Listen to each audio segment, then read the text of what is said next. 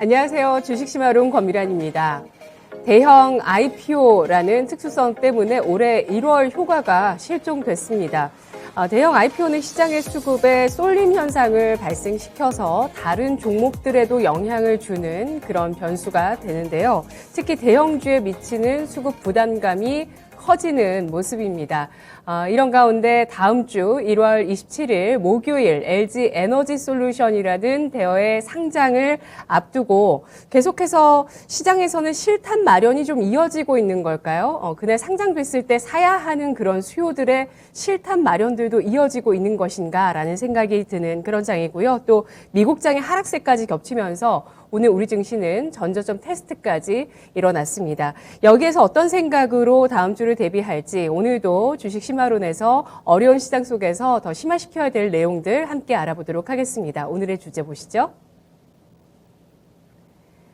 공모주 역사 쓴 LG 에너지 솔루션 파급력과 IPO 시장 전망은? 토마토 투자클럽 최택규 전문가입니다. 안녕하십니까? 네, 반갑습니다. 네, 전문가님께서 최근에 코너를 새로 하신 게 공모주.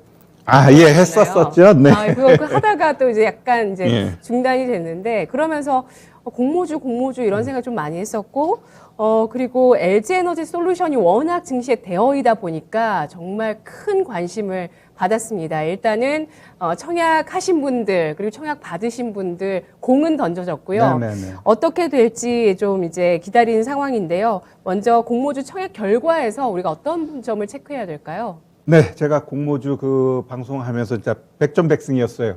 모든 종목들 이렇게 공부하다 보면 거의 뭐 잘 나갔는데. 예. 자, 우리 LG 에너지 솔루션, 제가, 관계에 있는 사람들마다 다 방송할 때마다 청약하시라, 이러한 말을 많이 드렸는데, 자, LG 에너지 솔루션, 주식하면서 모르시는 분은 없을 것 같아요. 일단, LG 화학에서 물적 분할했습니다. 이 물적 분할, 이 자체로 좀 욕을 많이 먹었는데, 앞으로 네. 이 부분은 좀 바뀌어져야 될 것 같아요. 왜? LG 화학 지금 시총이 48조예요. 근데 거기서 살짝 빼가지고 LG 에너지 솔루션 만들었는데 왜 얘는 시작하면 70조가 된다는 건 분명히 LG 화학이 저평가되어 있었던지 아니면 LG 에너지 솔루션이 지금 고평가되어 있던지 네. 둘 중에 하나거든요. 그러니까 이 물적 분할, 이거는 분명히 이 정부에서 뭔가 방법을 마련해야 됩니다. 마련해야 될 것 같고요. 여튼 LG 에너지 솔루션 EV용 원통형 배터리하고 이제 파우치형 SCM 3원계 배터리를 이제 주력으로 생산하면서 우리 완성차 업체 아니면 뭐 테슬라, 폭스바겐, GM 이런 데에다가 이제 납품하면서 글로벌 두 번째로 마켓 쉐어를 갖고 있는 기업입니다. 그리고 그냥 우리 국내 3사들만 봤을 때는 우리 LG 에너지 솔루션이 한 22.2%, 그다음에 SK 온, 이제 온이죠. 얘가 이제 한 5%대, 그다음에 삼성 SDI가 한 4%대의 그 마켓 쉐어를 갖고 있습니다. 자, 이 청약 내용 보면 일단 전체적인 상장 주식 수는 2억 3,400만 주예요. 거기에 이제는 우리 그 공모 주식 수는 4,250만 주. 거기에서 이제 우리 사주가 20% 빠지는데 또 우리 사주 1년 못 기다리겠다고 한 35만 주가 좀 나왔던 것 같아요. 이게 이제 우리 개인 투자자들한테 갔고요. 여튼 이번 공모 엄청나게 눈치 싸움이 대단했습니다. 일단 공모가가 30만 원인데 기관들이 뭐 어떻게 됐건 뭐 2023대 1 뭐 자본금이 뭐 50조인가 뭐 얼마 안 되는데도 엄청나게 요번에 저는 막 밀어붙여가지고 좀 이게 거품이냐 아니냐 이런 얘기를 많이 하는데 일단 글로벌 ATLC 그거에 비하면 아직 우리 이 시총 작다라고 지금 볼 수도 있어요. 그러면 걔하고 빗대했을 때 그 LG 에너지 솔루션 같은 경우 100에서 150조 이 정도가 만들어지는 게 합당하다라고 이야기는 하고 있는데 그건 일단 네. 좀 가봐야 될 것 같고요. 여튼 공모가 30만 원에 우리 이것을 청약하신 분들 아마 첫날 기본적으로 한 48만 원 수익이 날 가능성은 전 매우 높다라고 지금 보고 있습니다. 네, 알겠습니다. LG 에너지 솔루션이 따로 떼어서 상장되면서 배터리 셀 주식들의 재평가 가능성까지 예상을 해주고 계시는데요. 좀 경쟁률도 좀 살펴보고요. 그리고 개인 투자자들의 배정 상황들도 좀 알아볼게요. 네네네. 제가 차트를 만들어 왔는데 그 차트가 한번 나올까요? 네. 차트 한번 보면서 제가 설명드리도록 하겠습니다. 네, 일단 보시면은 뭐 작년에 그 SKIT 얘가 80조 어마어마하다라는 이야기를 했는데 이번에 114조까지 몰리면서 진짜 흥행 열풍을 일으켰습니다. 거기다가 우리 개인 투자자들 얼마나 받을 수 있는지 그 제가 표를 하나 갖고 나왔는데 일단 요번에 가장 못 받는 데가 이제 미래에셋이에요. 미래에셋은 이제 100명 중에 28명만 받을 수 있게끔 그다음에 청약금을 넣는다면 6천만 원 이상을 넣어야 한 주가 될 정도로 요번에 미래에셋 쪽에서는 가장 안 좋은 그 배정이 나왔고요. 일단 KB가 가장 메인인데 오히려 이제 대신증권 쪽에서 한 주는 기본적으로 받고요. 100명 중에 85명이 한 주를 더 받을 수 있으니까 확률상 대신이 가장 높았다라고 보시면 되고 일단 그 외에는 이 기본적으로 한 2천만 원을 넣어야 한 주가 더 나올 수 있는 그러한 청약률이 나왔어요. 그래서 일단 뭐 대부분 보면 한 주 정도는 받은 것 같아요. 그리고 좀 많이 하신 분들은 5주, 6주까지 있는데 여튼 한 주만 하더라도 제가 봤을 때 첫날 나쁘지 않은 수익이 나오지 않을까. 지금 같은 시장에서 정말 뭐 따블에 상한가까지 나온다면 감사합니다죠. 예. 네, 아까 중국의 CATL과 좀 비교를 해주셨는데 그렇게 봤을 때 LG 에너지 솔루션 시가총액은 150조 정도는 받아야 된다라고 말씀해 주셨잖아요. LG 에너지 솔루션의 공모가 기준의 시가총액은 70조 2천억 원 이렇게 나옵니다. 그러면 따상을 기록하고 나면은 182조 5천억 원이거든요. 그러면 밸류에이션과 또 유통 가능 주식 수가 적다 보니까 또 이 주식을 확보해야 되는 어떤 ETF 자금 그 사이에서 일시적인 고평가가 나올 수도 있는 상황이고요. 또 거기서 어떻게 될지에 대해서 많은 분들께서 고민을 하실 것 같은데 이것도 뭐 여쭤볼 수밖에 없을 것 같아요. 상장 첫날 따상인가요? 아닌가요? 제가 봤을 때 따상 충분히 나올 수 있다라고 보여집니다. 진짜 1월 달에 이 시장이 하락한 요인에는 굉장히 많은 요인이 있는데 이 LG 에너지 솔루션 이 상장이 차지하는 비중도 내가 봤을 때 한 30% 이상 된다라고 봐요. 작년도에 공모했던 금액이 19조 9천억 거의 20조였어요. 근데 이 한 종목만 가지고도 12조가 넘어가 버린단 말이에요. 그러니까 어마무시하게 큰 대여가 그냥 첫날부터 딱 나와버리니까 시장의 수급이 완전히 꼬일 수밖에 없었어요. 네.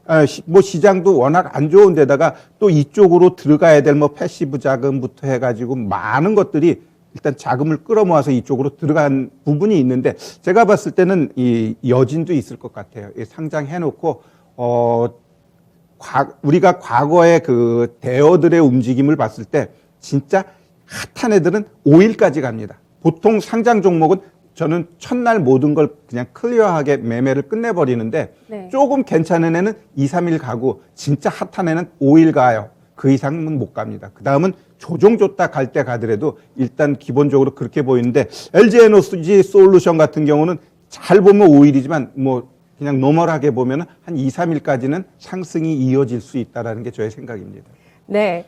그러면 이 LG 에너지 솔루션이라는 거대한 그 증시 자금의 블랙홀이 상장이 되고 난 이후에 주가 움직임을 좀 체크해야 될 부분들이 있을 것 같습니다. 일단 공모주 청약을 할 때 2차전지 셀 기업들이 상승을 했고요. 장비 기업들도 상승세를 보였습니다. 상장 이후에 이들의 전망은 어떨까요?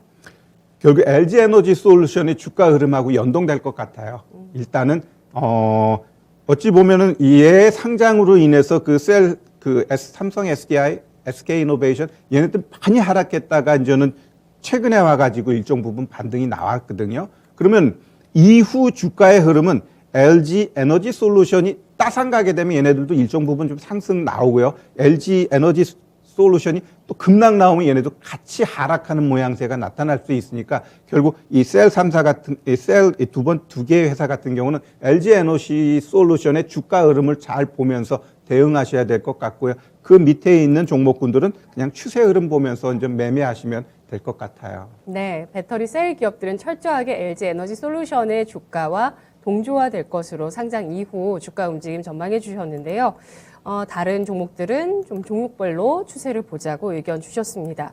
그러면 이 종목은 차트까지 좀 봐야 되지 않나라는 생각도 드는데요. 지금 뿔난 우리 LG화학 주주 여러분들. LG화학 같은 경우는 앞으로 LG에너지솔루션의 상장 이후 과연 뭐 악재라면 악재입니다. 이 상장이라는 것이. 그걸 털고 나서 앞으로는 본업의 가치를 좀 보면서 이들 LG화학의 주가가 움직일 수 있나요? 일단 LG화학 같은 종목은 어때요? 대형주입니다. 예. 그럼 시장의 전체적인 수급 밸런스하고 같이 맞춰줘야 되는데 뭐 이 종목 같은 경우는 분명히 LG에너지솔루션을 떼어내가지고 얘가 급등했을 때 LG화학이 같이 상승할 수 있느냐를 할 때 그건 아니라고 봐요. 즉 이 재작년처럼 시장이 엄청나게 올라가는 장에서 그 2차 전지가 핫한 이제 막 지금은 어찌 보면 거의 그 정점에 2차 전지 분위기가 정점에 다다라 있는데 거기다가 이 LG화학이 같이 올라갈 수 있느냐. 물론 소재는 남아있지만 이 LG에너지솔루션이 급등했을 때 LG화학이 동반해서 올라가기보다는 오히려 과거의 종목들 보면 하나 급등하면 하나는 반 죽여버립니다. 예, 그래서 LG화학 같은 경우는 제가 봤을 때 오히려 최근에 막 77만 원 갔을 때 거기서 비중 줄이는 모양새가 더 나을 것 같고요. 혹여라도 이 그냥 단기적으로만 흐름 보면은 이날이었습니다. 이날 저가가 얼마냐면은 63만 3천 원이에요. 이거 깨면 안 돼요. 이 장대 양봉. 근데 이걸 깨는 자리에서는 무조건 비중 줄이든지 아주 장기로 가겠다라는 생각을 하셔야 돼. 이거 깨면은 61만 2천 원 그냥 같이 깨 내려갑니다. 그러면서 거래가 막 실어버리면은 그 다음부터는 얘 크게 못 가요.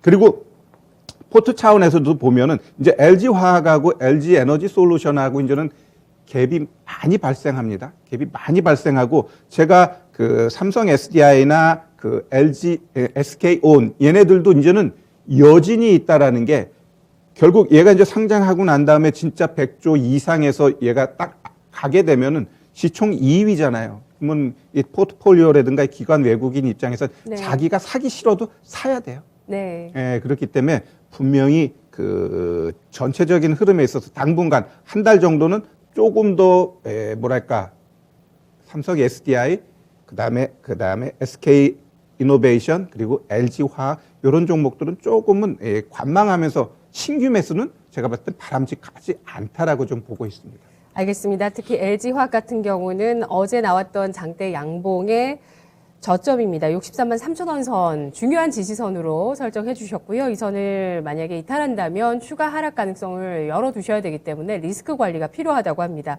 우리 게시판에서 여러분들 의견 주고 계시는데요. 저평가 우량주 매수님께서 따상 가면 다른 대형주들은 박살 난다요 라고 하셨고요. 예, 크게 하락할 수 있다는 말씀 해주셨고, 그리고 마그마님께서 따상상 말씀하시는 분도 계시던데, FJ님께서 따상상이라 3전 싸우자.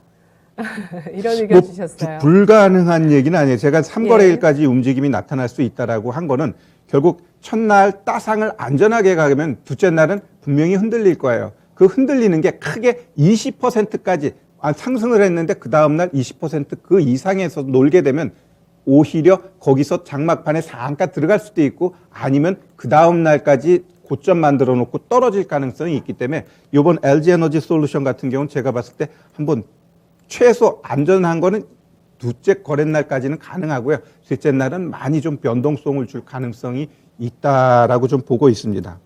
네, 알겠습니다. 과연 어떻게 LG에너지솔루션의 주가 방향성과 또 수급이 나오는지에 따라서 대형주에 미칠 영향에 대해서 많이들 걱정을 해주셨는데요.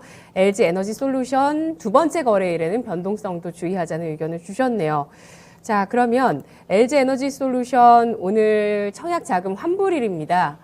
그런데 제가 아까 잠깐 말씀드린 게 LG에너지솔루션 상장 이후에 좀 이렇게 자금 여력을 만들려고 팔고 있는 걸까요? 이런 말씀도 드렸어요. 지금 기관 쪽에서 이달 들어서 코스닥에서도 벌써 1조 1,300억 원어치를 팔고 외국인도 1조 6천억 원어치 코스닥에서 팔았습니다. 거래소에서 기관이 5조 3천억 원어치 이달 들어서 전체적인 매도가 이 정도 규모로 나오고 있는데요. 수급 변화 앞으로 어떻게 될까요? 글쎄요. 일단 우리나라 수급은 철저하게 금융투자하고 외국인 얘네 둘이 싸우고 있어요. 그러면서 이제 거기다가 이제 개인 큰 손들이 이제 같이 융합되어 있고 일단 연기금이라든가 그 외의 수급들은 완전 진짜 방관자예요. 그냥 안 하는 게 더 나을 수도 있을 정도로 매도로 일관하기 때문에 여튼 이 금융투자도 살 때는 확 샀다가 또 팔 때 확 팔고 그걸 서로 이제 외국인하고 이제 서로 주고받고 하는 거예요. 주고받고. 근데 지금 시장 잘 보시면 어쨌거나 저쨌거나 1월 달에는 뭐 LG 에너지 솔루션도 있지만 많은 그 우리 대표적인 기업들의 그 노이즈도 많았어요. 그러다 보니까 시장이 전체적으로 투심이 악화되고 또 지역 뭐 지정학적 리스크 여러 가지 부분도 있기 때문에 네. 시장이 많이 어려웠는데 그러면 외국인 기관들이 수급이 좀 개선될 거냐라고 했을 때 제가 봤을 때는 그렇게 막 공격적으로 들어올 가능성은 없고 오히려 이제 저점 저는 다음 주에 이제 시장의 저점을 좀 보고 있는데 거기서부터는 좀 들어올 거라고 보고 우리 LG 에너지 솔루션 상장에 참여했던 우리 개인 투자자들의 공모 자금은 제가 봤을 땐 안 할 거예요. 안 할 거고 오히려 딱 빠져나갔다가 나중에 또 공모 또 좋은 거 있으면 또 들어왔다가 이렇게 반복하지 그게 우리 주식 시장에 개인 투자자들이 또 들어올 거냐 할 때 작년 동안 그렇게 뛰었는데 지금 시장에 와서 또 주식 시장에 매매를 할 거냐 할 때 그럴 가능성은 제가 봤을 때 매우 낮다라고 보고 있습니다. 네, 지수가 2,800선은 지킬 거라고 보시는 것 같아요. 다음 주에 아니요. 2,800 한번 깹니다. 그럼 그래도 2,700까지 어, 초반까지는 안 갈 거라고 보시는 것 같아요. 2,700 초반. 그 이따 차트 한번 보겠지만 제가 네. 보고 있는 건 한 2,710이 그게 어느 정도 요번에 이제 하단이거든요. 그래서 일단 2,800을 깬다라는 건 분명히 그 다음에 한번 하락이 또 올 텐데 크게 한번 전 보고 있어요. 알겠습니다. 그러면 이렇게 시장에 대한 전망도 사실 좋지 못하고요. 수급도 꼬여 있습니다. 말씀하셨듯이 IPO를 더 주력하고 싶은 그런 투자 심리도 나올 수밖에 없을 것 같은데 상반기 주목할 대형 IPO는 뭐가 있을까요? 네, 작년에도 한 20조 정도 했는데 올해도 그 이상의 공모 시장이 좀 열릴 것 같고요. 일단 1조 이상의 좀 큰 것으로는 이제 현대 엔지니어링, 그다음에 CJ 올리브영, 그다음에 쓱닷컴, 뭐 SSG.com, 마켓컬리, 그다음에 현대 오일뱅크, 소카, 원스토어, 또 그 문제 카카오 모빌리티, 카카오 엔터 이러한 것들이 있는데 여튼 현대 엔지니어링이 이제 다음 달에 이제 하나 있고요. 그 나머지들은 아직 좀 미정이에요. 그러면 여기서 보면은 분명히 어지간한 것도 또 물적 분할하는 것들이 있거든요. 뭐 카카오 엔터, 뭐 카카오 모빌리티 이런 애들 전부 또 물적 분할이에요. 카카오에서. 그럼 카카오는 진짜 뭐가 남아 있을까라는 생각이 들어요. 결국 우리 이전에 한번 여기서도 카카오에 대해서 이야기하면서 좋지만 가장 문제가 되는 게 문어발식으로 이렇게 확장한 게 나중에는 독이 될 거다라는 내가 이 심화론에서 한번 이야기했던 게 있는데 결국 지금 카카오 진짜 삼성보다도 많은 계열사를 갖고 있고 그렇다라는 건 분명히 나중에 이게 진짜 독이 될 수 있고 지금 어떻게 돼요? 굉장히 이미지가 안 좋은 기업으로 지금 되어버렸잖아요. 물론 카카오 갖고 계신 분들한테는 속상한 일이지만 그럼 한권 탈퇴해야 돼요. 카카오 얘네들 이런 식으로 자꾸 분할하면은 안 되고 그리고 기업도 좀 다시 좀 추스려 가지고 그 진짜 플랫폼 하나 가지고 몇백 개 100개 이상의 계열사를 만들었다는 건 진짜 내가 봤을 때 정말 잘못된 거라고 보고 있어요. 그러면서 또 대표이사의 횡령 이야기도 나오고 이런 식으로 아주 노이즈는 다 까발려지고 있는데 여튼 말이 왜 그리까지 갔는지 모르지만 여튼 IPO 이거는 제가 봤을 때 올해 시장이 막 변죽을 부리니까 기본적으로 좋은 종목들을 하나씩 매매하게 되면 적지 않은 수익 날 수 있다라고. 작년에 우리가 공모 방송 하면서 봤을 때 어땠어요? 아주 진짜 따삭 나오거나 이런 것들이 괜찮게 많았거든요. 그럼 올해도 작년하고 올해하고 시장이 비슷하다고 보시면 돼요. 올라가면 막 떨어지고 내려가면 올라가고 이러한 박스 장세에서 결국은 이쪽으로의 자금은 계속해서 나타날 수 있으니까 IPO 관련돼 가지고는 제가 봤을 때 적극적으로 좋은 종목들 잡으면은 열에 한두 개는 공모가 못 가는 애들이 있어요. 그러니까 그거만 잘 고르면 어지간해서는 진짜 막 10%, 20% 요즘 막 10%, 20% 종목 수익 내기 어렵잖아요. 근데 그게 가능한 게 또 이쪽이니까 이쪽 일단 단점은 많은 거를 가져갈 수는 내가 없어요. 예, 우리 LG 에너지 솔루션에서 봤듯이 뭐 진짜 경쟁이 치열하면 한두 개야. 그러나 그것도 잘하면 하루에 막 10만 원, 20만 원 벌 수 있다고 한다면 마이너스 나는 시장에서 좋은 대안이라고 보여집니다. 네. 횡령 얘기하시면 제가 놀랍니다. 신라젠 생각나서 아까 말씀하신 거 카카오페이 말씀이시죠? 경영진 매각한 거. 그것도 네, 있고 뭐 또 뭐 탈세 네. 말씀이시군요. 탈세. 하여간에 뭐 아휴. 나쁜 네. 얘기는 다 나옵니다. 8천억이었나요? 네. 예, 탈세에 대해서도 카카오그룹 얘기가 나오는데 현재 카카오의 주가는 91,900원 기록하면서 87,300원 이번 주 저점 찍고 9만 원 선까지 다시 회복했는데요. 여기 한 가지 더 질문을 드리자면 아까 열의 9은 다 수익이 난다고 IPO 종목에 대해서 얘기해 주셨는데 상반기에 주목할 대형 IPO 가운데 내가 공모 경험이 없어도 진짜 이건 무조건 공모를 해야 된다. 라고 우리가 좀 메모할 수 있을 그런 종목은 뭐가 있을까요? 사실 제가 아직 공모 안 해봤거든요. 네, 일단 예. 그때마다 시장 분위기가 중요해요. 작년 같은 경우는 그 막 2차 전지 막 올라갈 때 막 2차 전지 관련된 공모주 종목들이 나왔어요. 그러면 일단 기본적인 그 재무 상태 이걸 떠나가지고 2차 전지 관련된 얘기가 나오는 기업이면 일단 따블은 갑니다. 네. 그렇기 때문에 그때 시장 분위기가 중요할 것 같고요. 일단 현대 엔지니어링 같은 경우는 이제 다음 달에 있어요. 이번 달에 여러 개들이 있는데 일단 뭐 큰 것 중에서 이제 현대 엔지니어링인데 이런 애는 내가 봤을 때 더블 가기는 어렵지만 그래도 네. 공모가 이상에서는 한번 움직여 줄 수 있어요. 그래서 이 현대 엔지니어링은 어찌 보면 현대중공업 차트 한번 보시고 거의 비슷하게 움직일 가능성이 있으니까 한번 현대중공업 그때 한번 움직임 볼까요? 그러면 현대중공업을 한번 보면 네, 현대중공업 상장한 날 첫날 보면은 엄청나게 위아래로 흔들어 버렸죠. 그래서 이러한 모양새가 현대 엔지니어링에서도 나타날 수 있어요. 그래서 시초가 깨고서 이런 애들은 막 10% 빼버리면 거기가 오히려 매수 자리가 될 가능성이 높아요.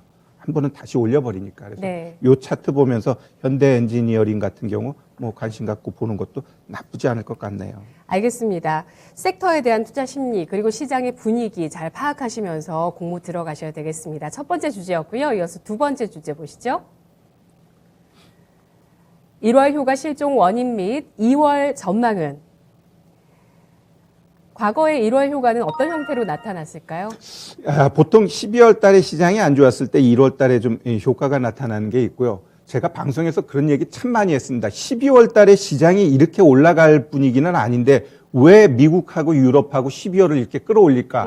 맞아요. 그죠? 그 말씀해 주시죠. 그건 결국 그 당시에 나쁜 말, 양놈들 표현 써가면서 얘네들은 12월 달에 어지간해서 시장 죽이지 않는다. 분위기 살려준다 그랬어요. 그러면 결국 그 상승이 조금 무리하게 올려놨기 때문에 1월 달에 저는 우리 방송에서도 많이 이야기했는데 1월 첫 주를 잘 봐라. 그럼 결국 첫날, 둘째 날 올리는 척 해놓고 미증시도 다 빠져버렸잖아요. 그러면 이게 이제 하락으로 가는 겁니다. 그러면 결국 1월 효과라는 것은 여러분들이 이제 월봉 보시면은 분위기가 이제 나와요. 월봉 보면은 이거 이제 차트 보시면 하나씩 좀 짧게 보면, 요거는 이제는 2020년도인데, 이때는 이제 무역 분쟁으로 인해 갖고 시장 죽은 다음에 추세가 살아나면서 가는 장이었어요. 근데 12월 달에 올려버리니까 가는 척 하다가 음봉 나와버리잖아요. 그러면 여기 때는 보면은 음봉 나와놓고 오히려 1월 달엔 또 양봉. 그러면 결국 12월 달에 좀 시장이 안 좋으면 1월 달 효과가 나오는 거고요. 작년같이 12월 달에 막 FOMC에서 좀 강하게 이제는 매파적으로 나온다는데 시장이 안 죽고 간다라는 건 이거 후유증이 1월 달에 있었다라고 우리가 판단을 했었어야 된다라는 거죠. 그래서 1월 효과 같은 경우는 조금 12월 흐름 보면서 우리가 판단을 해야 되고 그리고 저가 항상 많이 이야기를 하는데 시장이 크게 흔들리는 달은 10월 달하고 1, 2, 3월 달에 항상 움직임이 나타나요. 10월 달 같은 경우는 제가 많이 얘기했듯이 1987년 블랙 만데이가 10월 달에 나타났고 1929년 대공황도 10월 달에 나타났어요. 그리고 크게 시장이 또 흔들릴 때는 보통 1월 달 아니면 1분기에 한 번씩 죽여버리는 경우가 많고 그 이후부터는 오히려 시장이 좀 안정적으로 가다가 또 이제 10월 아니면은 연초에 시장이 하락하는 경우가 많더라. 그러면 지금 조금 이야기를 하자면 1월 달 하락. 저는 2월 달엔 크게 변수가 없다라고 봐요. 그러면 일정 부분 반등 나오고요. 3월부터 3, 4, 5, 요 중에 한 번은 시장이 크게 이제는 하락할 텐데 그 이유는 결국 그 3월 달에 이제 FOMC 회의에서 조금 뭔가 이제 조금 더 이제 구체적으로 나오게 되면 시장이 또 흔들릴 가능성이 있고요. 그 다음에 중국의 올림픽이 2월 달에 끝나잖아요. 그 이후에 과연 중국하고 관계, 또 우크라이나의 관계, 그 다음에 북한의 문제, 이러한 것들이 불거지게 되면 시장이 한번 조금 더 크게 흔들릴 가능성은 있다라고 좀 보고 있습니다. 네, 알겠습니다. 매년 연간 기준으로 10월장 조심하시고요. 그리고 또 1분기 효과라는 말이 있어서 1분기에 장이 잘 가는 움직임도 있지만 반대로 역으로 12월에 좋았을 때 또 이러한 1월 1분기에 흔들림이 클 가능성도 항상 염두를 하면서 투자하자라는 의견입니다. 그리고 셀인 메이라고 하죠. 5월장도 역시 4, 5월도 또 주목해서 변동성을 보셔야 되겠는데요. 지수를 보시면 지난 11월 마지막 거래일에 크게 하락하고 나서 그 이후에 12월 우리 초반에는 잘 달려줬거든요. 우리도 저가 매수를 강하게 확인을 했습니다. 그러고 나서 2,900선을 지켰던 시장이 이제 1월 효과가 상실되면서 꾸준하게 쭉 빠져버렸습니다. 2,900선을 이탈한 시장 원인은 어디서 보시나요? 좀 시장이 크게 하락한 건 결국 지난주에 한국은행에서 금리 인상을 또 단행했죠.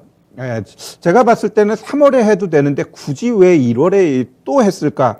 결국 작년 8월에 이제 0.5%에서 0.25% 올리면서 이제 0.75 됐고 11월 달에 또 한 번 올리고 또 1월 달에 한 번 올렸습니다. 여튼 글로벌 어느 국가 대비 좀 강하게 금리 인상을 지금 척척척척 해나가고 있는데 이 금리 인상 이 자체가 일단 제가 봤을 때 시장 전체적으로 좀 짓누르는 영향을 했고요. 두 번째는 일단 북한이 지금 미사일 지금 벌써 4번째 쐈죠. 결국 우리한테는 이 북한의 문제는 항상 아킬레스건이에요. 예, 시장 투심을 위축시키는 좀 한두 번 쐈을 때는 좀 버려둘 수 있는데 지금 문제는 뭐 그 ICBM이라든가 아니면 원자력 이런 것들 다시 하겠다라고 지금 분위기를 경색시키고 있잖아요. 네. 이건 분명히 시장의 투심에 딱 좋은 건 아니에요. 그리고 글로벌적으로도 지금 우크라이나 문제 이러한 것들도 분명히 시장의 상승에 걸림돌이 되는데 더더욱 컸던 거는 일단 LG에너지솔루션에 의한 상장 공백 이건 맞아요. 그런데 더더욱 중요한 것은 아까 이야기했듯이 우리 HDC 현대산업개발 그다음에 셀트리온 그다음에 오스템 임플란트 카카오 신세계 계열사들 이러한 것들이 시장을 진짜 짓눌렀어요.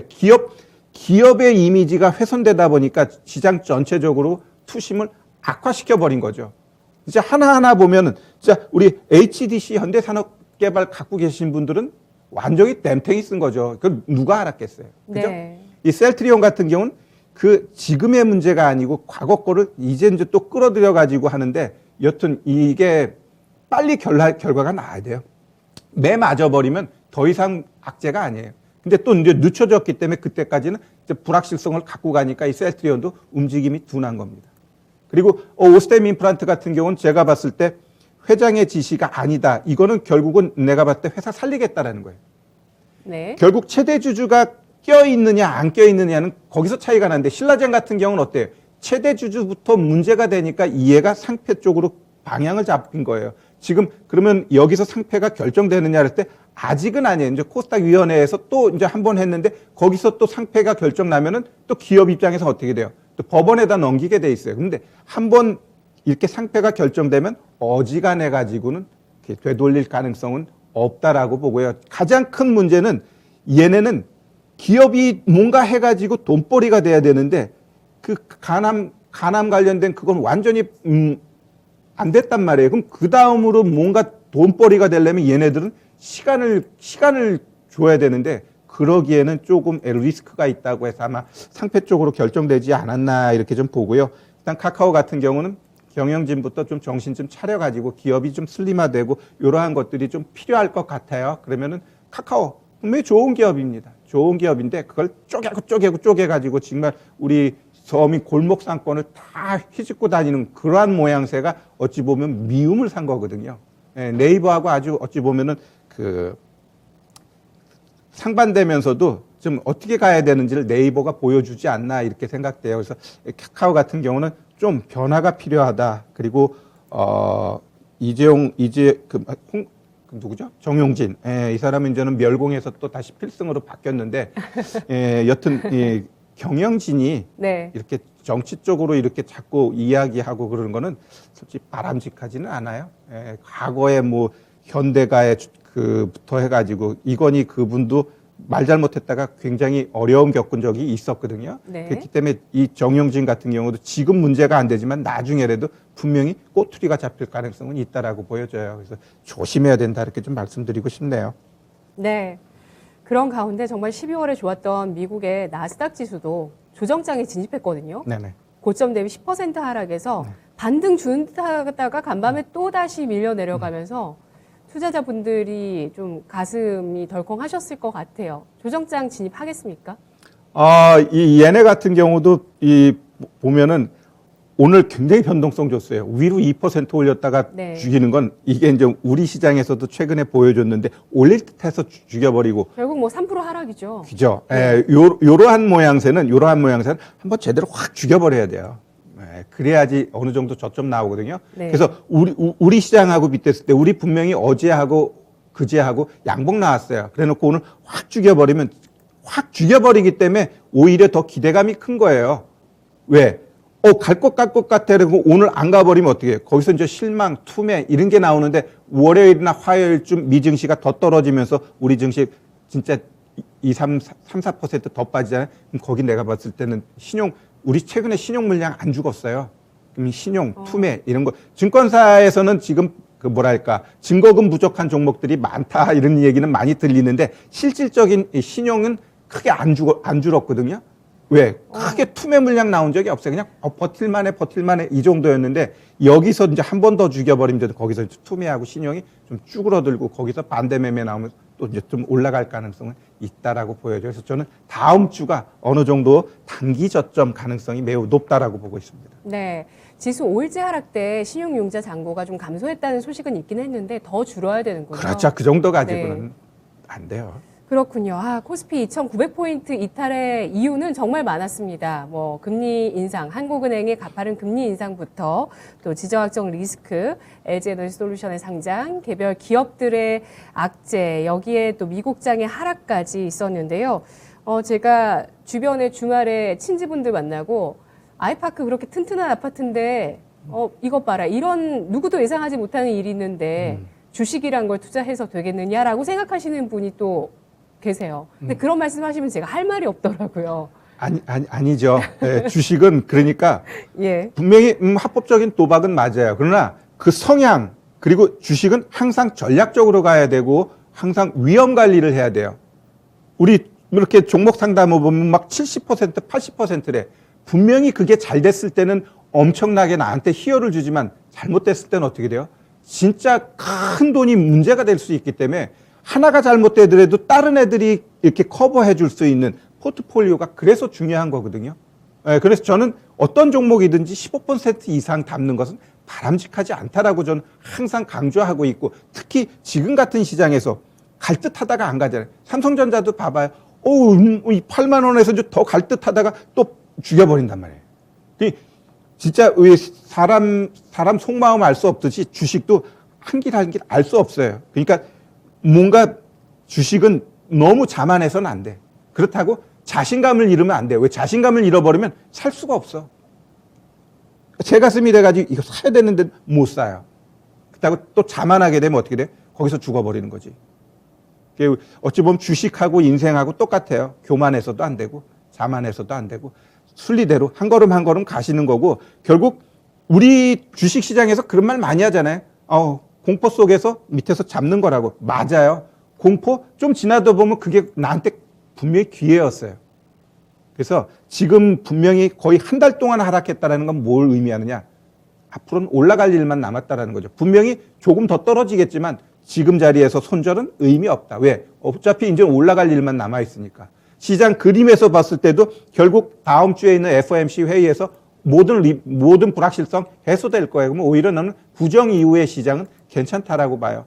그리고 결국 지금 중국이 올림픽을 하잖아요. 동계올림픽을. 그러면 중국하고 친한 게 러시아하고 북한인데 러시아가 지금 크게 행사할 중국 앞에다 두고 거기다가 우크라이나 침공할까요? 해도 뒤에 한다라는 거지. 북한도 마찬가지예요. 남들이 행사하는데 거기다가 초치겠어요? 안 친다라는 거예요. 그러면 2월 달은 어느 정도 안정적인 모습을 보여줄 가능성이 높다. 이렇게 좀 해석하셔도 될 것 같네요. 알겠습니다. 환율 변수 체크하겠습니다. 원달러 환율이 지지난주 금요일에 7일 12월 FMC 의사록이 나오면서 1204원선까지 올랐고요. 현재 1190원선 레벨을 유지하는데요. 어떻게 봐야 될까요? 자, 일단 지금 이 시장이 이렇게 쿡쿡쿡 떨어지는데 오히려 원달러 환율 1204원 고점 찍고 하락했다가 지금 뭐 한 1194원까지 갔는데 자, 지금의 이 환율 흐름은 제가 봤을 때는 1200원만 가면 어느 정도 좀 막아주는 모양새가 나타날 거예요. 그리고 아까 얘기했듯이 어차피 환율이라는 건 증시하고도 일정 부분 연결이 되어 있는데 3월부터 5월에 제가 생각하는 대로 한번 크게 시장이 하락하게 되면 원달러 환율 그때 한번 1200원을 넘어가는 모양새 한 1210원 거기까지 갈 가능성은 있지만 지금 현 시점에서는 한 1190원 여기서 그냥 오르락내리락 하는 모양새. 2월달 주식시장 좋다면 오히려 1190원도 하회하는 모습 나타날 가능성이 있다라고 보시면 될 것 같아요. 왜? 지금 그 달러 인덱스 같은 경우도 보시면은 크게 안 치고 가요. 달러 인덱스도 한번 좀 볼까요? 보시면 지금 95.72예요. 그러면 얘가 좀 강하게 갈 때 96 가면서 달러 강세 갈 것 같은데 오히려 떨어져 놓고 다시 이제 강세로 가려고 버부적 되는 것 보면은 역시 이 달러도 현 시점에서 크게 강세로 가지 않는다고 하면 우리 원달러 환율도 크게 막 1200원 치고 그렇게 갈 분위기는 아니다. 이렇게 좀 단기적으로는 보여집니다. 네, 알겠습니다. 다음 주 1월 FMC 회의 대기하고 있는데요. 그런 가운데 지금 2900선 깨고 2820선까지 밀려 내려간 시장이 다시 한번 라운드 넘버를 이탈할 가능성도 다음 주 있다라는 점 체크를 해주셨는데 그러면 그 다음 주를 지나고 우리 설날 맞이합니다. 설날 지나고 나면 2월장인데 2월장에 기대할 만한 이벤트나 혹은 조심해야 할 리스크는 뭐가 있을까요? 네, 일단 제가 봤을 때는 2월 달에는 조금 우리가 걱정보다는 희망을 가지면서 시장을 보셔도 될 것 같아요. 자, 지금 FOMC 회의 이거에 대해서 가장 많이 걱정을 했던 건 뭐예요? 뭐 0.5% 금리 인상할 수도 있어. 막 이런 식으로 이제 시장의 분위기를 이제 준단 말이에요. 근데 2000년도 닷컴 버블 때 딱 한 번 0.5% 금리 인상했고 그 이후 22년 동안 0.5% 올린 적 없어요. 그냥 0.25% 올렸어요. 그렇다고 하면 현 시점에서 0.5% 올릴 거냐? 그럴 가능성은 없다라고 보고요. 자, 테이퍼링 같은 경우도 지금 뭘 그걸 3월까지가 2월에 하지. 근데 제가 봤을 때 테이퍼링 2월에 끝낸다 그래도 그건 크게 문제가 될 것 같지는 않아요. 네. 그래서 그 테이퍼링 2월에 그냥 종료. 이거 괜찮습니다. 그게 크게 오히려 불확실성 해소로 보시면 될 것 같고요. 뭐 시장에서 말하는 뭐 6번 할 거야, 7번 할 거야. 이거는 FOMC 회의 거기서 그런 말 안 해요. 그냥 우리 3월 달에 금리 인상 0.25% 하고 이후 흐름은 시장 흐름 보면서 우리 할게. 이렇게 나갈 거거든요. 그렇다면 결국 다음 주 이 FOMC 회의가 끝나고 나면 시장은 안도감으로 그동안 하락했던 거. 우리 과거에 잘 보시면요. 금리 인상 시점에 FOMC 회의 전 일주일 전, 2주일 전에 미리 경기하면서 알아서 기어서 하락해 줬어요. 과거 잘 보면. 그러면 결국 이번 같은 경우도 FOMC 회의 이전에 진짜 처음으로 이제 다시 시작하는 금리 인상 전에 시장이 알아서 기어서 하락해 준 거예요. 그러면 이후 시장은 내가 봤을 때 오히려 상승 쪽으로 간다. 근데 그 상승이 아주 드라마틱하게 갈 것이냐 아니면 그냥 졸졸졸졸 갈 것이냐 그 차이지. 제가 봤을 때는 2월 달 시장은 좀 좋게 보고요. 거기서 포인트를 잡는다라면 진짜 이번 같은 대선은 없어요. 뭐 토론을 해야 뭘 알 텐데 이제 그래도 이제 토론하겠대요. 구정 전에. 네. 그러면 이 토론에서 어떤 이야기가 나면 아마 그 구정하면서 좀 핫했던 거는 갭 뜨면서 갈 거고요. 어쨌거나 저쨌거나 이제 한 달밖에 안 남았어요. 그러면 대선과 관련된 종목군들 분명히 이전과 같은 매력적인 모습은 없지만 거기서 좀 잘 찾으면 좀 재미있는 좀 시장이 나올 것 같고요. 그리고 그 구정 이후에 LG에너지 솔루션이 시장의 수급을 좀 더 빨아들이면 2월 달도 대형주 쪽에서의 움직임은 그렇게 좋은 모습은 안 나타날 가능성이 있어요. 그러면 네. 어떻게 될까요? 중소형주. 그렇죠. 그 장세가 네. 될 겁니다. 알겠습니다. 오늘 어제 신규 상장한 오토엔이 이 현상을 기록하고, 그리고 탈모주 TS 트릴리온이 상한가, 대신정보통신, 정부의 프로젝트 수주를 받은 이 기업, 이 세 가지 기업이 상한가인데요. 대선 토론 전후로 해서 또 부각될 정책들도 잘 지켜보셔야 될 것 같습니다. 2월장을 안정화로 예상을 해주셨고요. 그러면 현금 마련하신 분들 같은 경우는 다음 주에 또 저점을 잘 노려보실 것 같은데, 현금 확보가 또 필요하지 않겠습니까? 2월장에 현금 확보를 권하세요? 아니면 꾸준한 보유를 권하시는지 궁금하고요. 코스피의 예상 밴드, 또 주목할 업종까지 말씀해 주시죠. 자, 시장은 항상 올라가면 떨어진다 그랬어요. 그러면 우리는 항상 거꾸로 했어요. 올라가면 막 사고 싶어.